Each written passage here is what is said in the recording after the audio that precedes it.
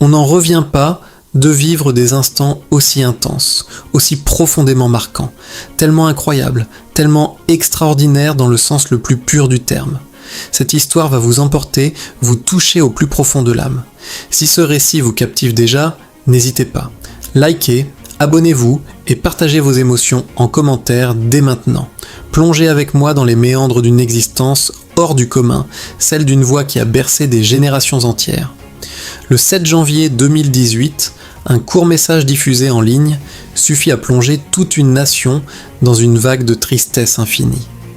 France Gall, cette icône lumineuse, rejoint alors le paradis blanc, ce lieu symbolique immortalisé par la plume de Michel Berger bien des années auparavant.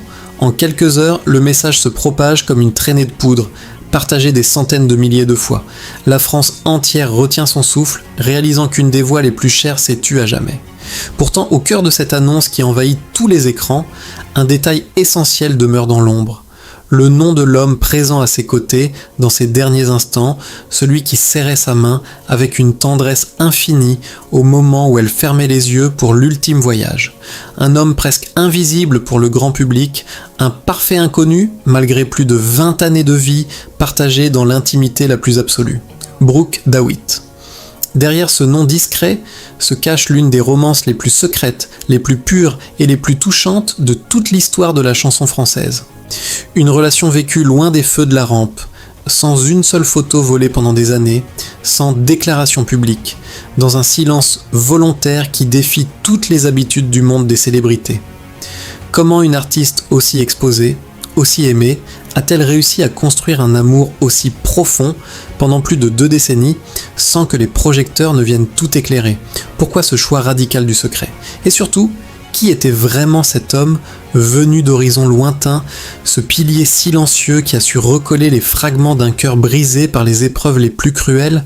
Pour saisir toute la puissance de cette histoire, il faut remonter le cours d'une vie faite de lumières éblouissantes et d'ombres déchirantes, de triomphes éclatants et de deuils qui auraient pu tout emporter. Accrochez-vous, car chaque étape révèle une force intérieure presque surhumaine, une capacité à renaître malgré les tempêtes les plus violentes. Isabelle Gall, de son vrai nom, voit le jour le 9 octobre 1947 à Paris, au sein d'une famille où la musique coule dans les veines comme un héritage sacré. Son père, Robert Gall, parolier talentueux ayant collaboré avec Édith Piaf et Charles Aznavour, et sa mère, issue d'une lignée de musiciens, offrent à la petite fille un univers baigné de notes et de mélodies dès les premiers instants. À seulement 16 ans, elle enregistre ses premières chansons portées par cette passion instinctive.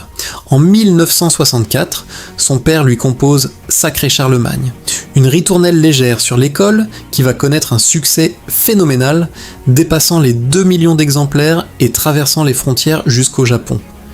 Pourtant, la jeune interprète l'avait abordé avec une certaine réticence, presque à contre-cœur, loin d'imaginer le triomphe qui l'attendait. L'année suivante, en 1965, à 17 ans à peine, elle triomphe au concours Eurovision avec Poupée de cire, Poupée de son, signée par Serge Gainsbourg. Du jour au lendemain, son visage frais, son sourire radieux et son énergie juvénile font d'elle l'idole des années yéyé, la coqueluche d'une génération entière. Derrière cette image de poupée insouciante et lumineuse se dissimule pourtant une sensibilité à fleur de peau, une profondeur émotionnelle qui va marquer tous ses attachements futurs. Car tous les grands amours de France Gall partagent un point commun essentiel. Ce sont des hommes profondément liés à l'univers de la musique, des âmes qui parlent le même langage universel, des notes et des émotions. Le véritable tournant de sa destinée survient en 1973. En entendant une chanson à la radio, elle reste figée, captivée. L'auteur, Michel Berger. Elle n'a plus qu'une obsession: le rencontrer, collaborer avec lui. La rencontre est un véritable coup de foudre, à la fois artistique et profondément humain. Ils se marient le 22 juin 1976 et forment dès lors le duo le plus emblématique de la chanson française. Lui compose et écrit avec un génie rare. Elle interprète avec une authenticité bouleversante. Les succès s'enchaînent à un rythme effréné.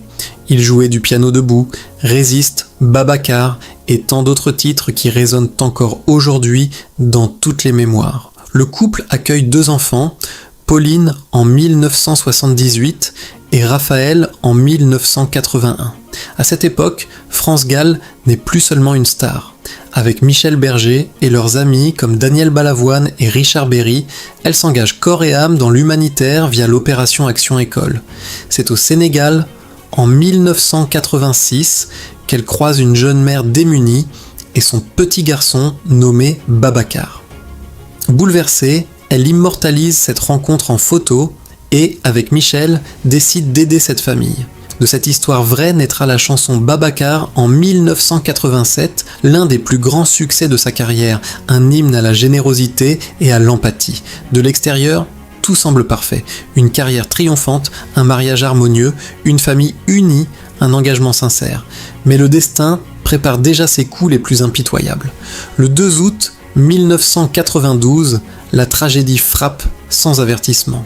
Michel Berger s'effondre, terrassé par une crise cardiaque après une simple partie de tennis à Ramatuelle, dans le sud de la France. Il n'a que 44 ans. Quelques semaines plus tôt, il venait de sortir l'album duo Double Jeu. Le choc est immense. Michel avait déjà traversé de lourdes épreuves, la perte de son père 6 mois auparavant, et avant cela, les disparitions brutales de Daniel Balavoine et Coluche en 1986. France perd en un instant l'homme de sa vie, le père de ses enfants et le créateur qui donnait vie à sa voix. Tout son univers s'écroule. Le pays est sous le choc. Elle s'enferme dans un chagrin abyssal. Beaucoup pensent qu'elle ne se relèvera jamais d'une telle déchirure. Pourtant, au cœur de cette nuit la plus sombre, une lueur discrète commence à poindre, venue de très loin. Une présence silencieuse, patiente, qui va tout changer. En 1995, 3 ans après la mort de Michel, France part en Californie avec ses enfants pour respirer, pour mettre de la distance entre elle et la douleur qui la hante. Lors d'une soirée chez des amis communs, elle recroise Bruk Dawit, un homme qu'elle connaissait vaguement du milieu musical. Ingénieur du son, compositeur, arrangeur et producteur d'origine éthiopienne installé aux États-Unis, Bruk est un homme des coulisses, respecté pour son perfectionnisme, son énergie et sa maîtrise technique. Leur connexion naît naturellement dans le langage de la musique. Un regard, un accord, un silence suffisent. Ce qu'elle avait partagé avec Michel, elle le retrouve auprès de lui, mais dans une intimité plus douce, à l'abri du tumulte. La complicité professionnelle évolue lentement vers une relation plus profonde, plus personnelle. En 1996, l'album simplement intitulé France marque son retour discret à la création, avec Bruk à ses côtés en studio, dans l'ombre. Personne à l'époque ne soupçonne que cet homme va devenir le compagnon fidèle de la seconde moitié de sa vie. Le destin pourtant n'a pas encore fini d'éprouver sa résilience. Depuis l'enfance, sa fille Pauline combat la mucoviscidose, un secret longtemps gardé par amour maternel pour lui offrir une vie normale. Le 18 décembre 1997, Pauline s'éteint à seulement 19 ans. Le coup est dévastateur. En 5 années, France a perdu son mari, puis son enfant. Elle touche le fond le plus absolu, envisageant même de tout arrêter, tant la souffrance est écrasante.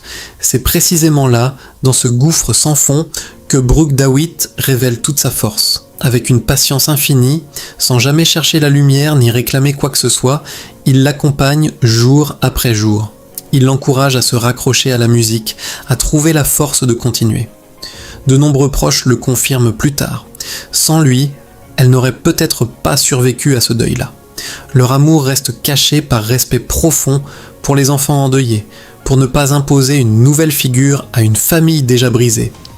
Impact protège jalousement leur intimité. Pour fuir la douleur, France trouve refuge dans une petite maison face à l'océan au Sénégal, ce pays qui l'avait tant touché. Là, entre soleil, vagues et simplicité, elle recolle peu à peu les morceaux de son existence. Bruk demeure une présence stable, rassurante, entre la France, les États-Unis et l'Afrique. Il remasterise ses titres, redonne vie à son répertoire depuis l'ombre. En 2015, ensemble, ils montent la comédie musicale Résiste, un hommage vibrant au répertoire de Michel Berger, un geste d'une élévation rare, aider la femme aimée à honorer la mémoire de son premier grand amour, sans jalousie ni rivalité.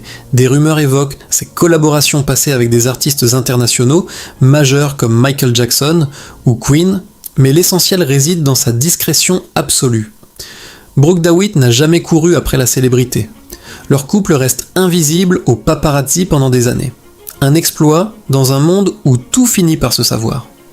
Ce secret magistralement gardé finit par éclater en 2015 lorsqu'un magazine People publie une rare photo du couple en couverture. Pour la première fois, le public découvre ce visage. Pourtant, même exposé, France reste fidèle à sa pudeur légendaire. Aucune confidence larmoyante, aucune mise en scène. Ils préservent chacun leur espace, vivant un amour libre, authentique, sans cohabitation permanente, par choix respectueux et personnels. Dans ces dernières années, elle affronte un cancer avec la même dignité silencieuse, sans jamais dramatiser publiquement. Fin 2017, hospitalisée pour une infection qui s'aggrave, elle passe brièvement les fêtes en famille avant que son état ne se détériore. Entourée de son fils Raphaël et de Brooke, qui ne la quittent pas, elle s'éteint le 7 janvier 2018 à 70 ans. Les hommages affluent, messages par milliers, déclarations du président, mots déchirants de Julien Clerc. Aux obsèques au cimetière de Montmartre, Brooke est présent, discret, vêtu de sombre, visage caché derrière des lunettes noires.